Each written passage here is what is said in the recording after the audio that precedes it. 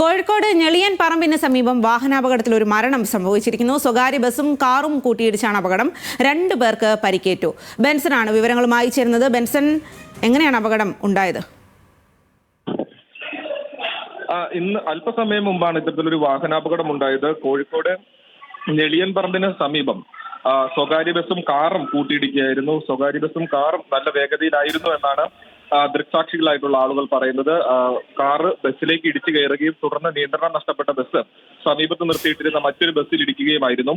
നിലവിൽ ഒരു മരണം സ്ഥിരീകരിച്ചിട്ടുണ്ട്. അത് കാർ യാത്രികനായ വ്യക്തിയുടെ മരണമാണ് സ്ഥിരീകരിച്ചിട്ടുള്ളത്. പക്ഷേ ആ കാറിലുണ്ടായിരുന്ന ആളുകളുടെ പേരുവിവരങ്ങൾ ഇതുവരെയും ലഭ്യമായിട്ടില്ല.